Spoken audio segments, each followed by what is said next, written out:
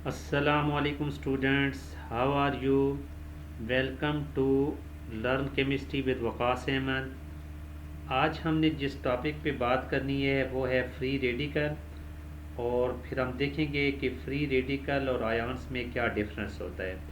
तो सबसे पहले हम बात करते हैं फ्री रेडिकल। फ्री रेडिकल को हम सिंपल डिफाइन करते हैं, it is any species which has unpaired electron but with no charge. कि ऐसी स्पीशी जिसमें अनपेयर्ड इलेक्ट्रॉन हो मगर उसके ऊपर कोई चार्ज ना हो, उसको हम फ्री रेडिकल कहते हैं। जैसे यहाँ एग्जांपल के तौर पर आपके सामने ये क्लोराइड का फ्री रेडिकल है या मेथल ग्रुप है, इसका फ्री रेडिकल आपके सामने शो किया गया है। तो जब भी फ्री रेडिकल शो होगा तो उसके ऊपर एक डॉट लगाएंगे जो अनपेयर्ड इलेक्ट्रॉन को शो कर रहा है। एक और एग्जांपल आप यहाँ डायग्राम में देख सकते हैं। ये आपके सामने एक स्टेबल ऑर्गन का मालिक्यूल नियॉन का मालिक्यूल है, जिसमें आप देखें पहले शेल में 2 इलेक्ट्रॉन, दूसरे शेल में 8 इलेक्ट्रॉन। तो ये अब स्टेबल है। तो अब हमें ये पता है कि जो नोबल गैसेस हैं इनके हम एटम को मालिक्यूल भी कह सकते हैं। इनके लिए मालिक्यूल एटम एक ही चीज़ है, एक ही चीज़ के दो नाम हैं। मगर जब हम फ्री रेडिकल की बात करेंगे तो फ्री रेडिकल के बाद अनपेयर्ड इलेक्ट्रॉन ज़रूर होगा। तो इनके वैलेंस शेल में अनपेयर्ड इलेक्ट्रॉन होगा मगर किसी किस्म का इनके ऊपर चार्ज नहीं होगा। अब ये फ्री रेडिकल बनते कैसे हैं? फ्री रेडिकल के बनने के लिए जो प्रोसेस है that is homolytic cleavage of a bond. जब कोई केमिकल बॉन्ड टूटता है और उस बॉन्डिंग के टूटने का जो तरीका है दैट इज़ होमोलाइसिस। क्योंकि बॉन्ड टूटने के दो तरीके हैं, या वो होमोलिटिक क्लीवेज होगी या वो हेट्रोलिटिक क्लीवेज होगी। तो जब भी होमोलिटिक क्लीवेज होगी तो उससे फ्री रेडिकल बनेंगे। अब हम देखते हैं ये होमोलिटिक क्लीवेज क्या है। सपोज हम एक एग्जांपल लेते हैं, हमारे पास क्लोरीन मालिक्यूल है।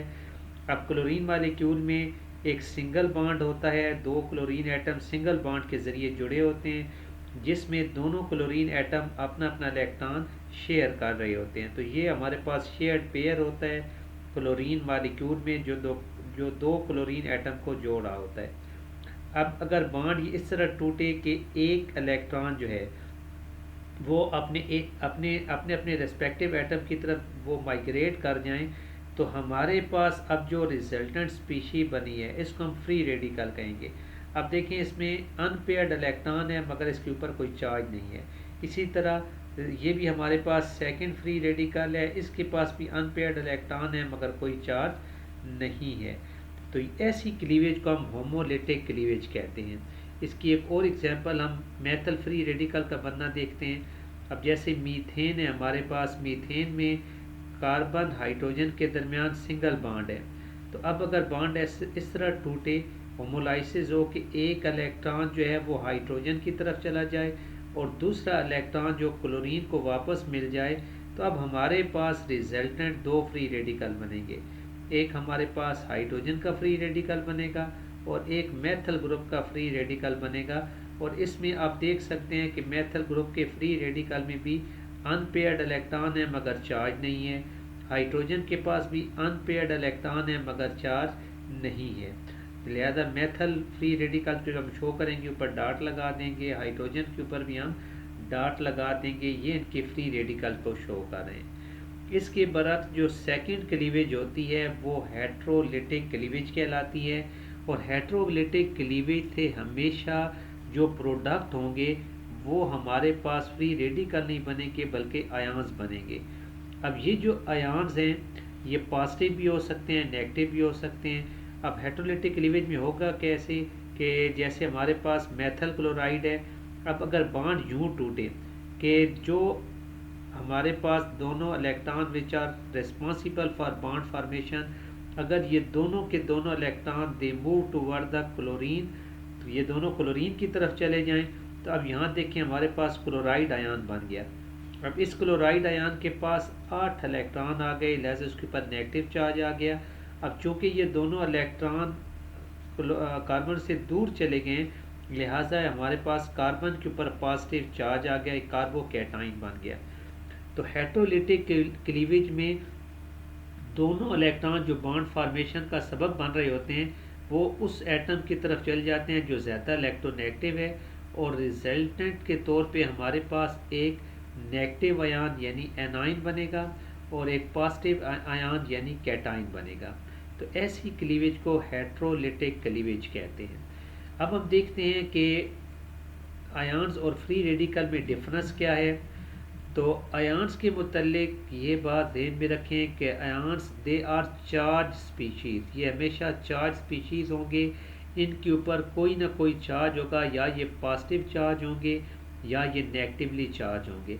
जैसे लास्ट एग्जांपल में अगर आप देखें तो हमारे पास ये जो आयन्स बने हैं, एक पॉजिटिव चार्ज है और एक हमारे पास आयन नेगेटिव चार्ज है।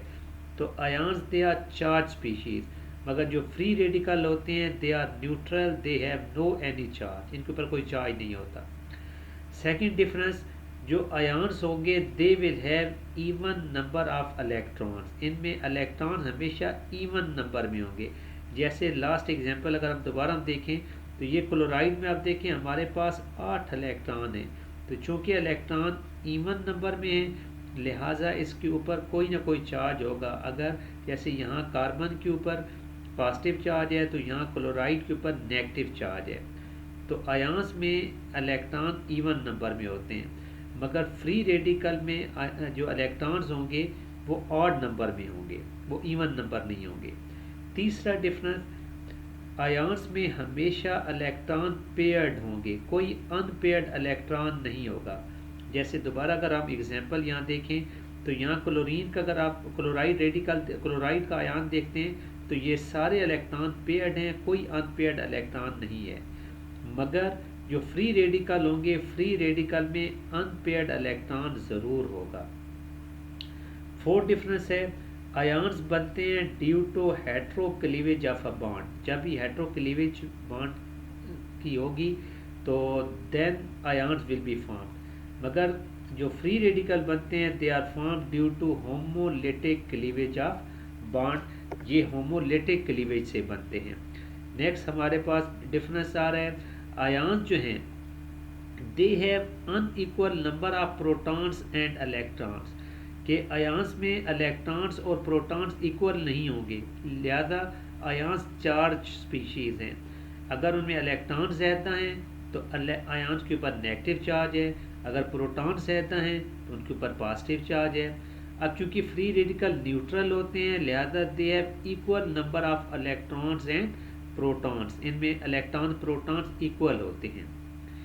नेक्स्ट हमारे पास डिफरेंस आ रहा है, आयन्स चूँकि या तो उनके पास नेगेटिव चार्ज है या पॉजिटिव चार्ज है, मतलब या तो उनके पास एक एक्सेस में इलेक्ट्रॉन है या इलेक्ट्रॉन उनके पास कम है, लिहाजा they can act as oxidising as well as reducing agent.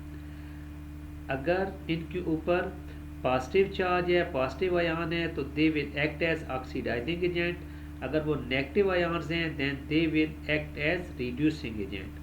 मगर चूँकि फ्री रेडिकल न्यूट्रल होते हैं लिहाजा they neither act as oxidising agent nor reducing agent, न तो ये ऑक्सीडाइजिंग एजेंट होते हैं ना ही ये रिड्यूसिंग एजेंट होते हैं। तो this was all about our discussion about ions and free radical. उम्मीद है आपको हमारी ये वीडियो पसंद आई होगी।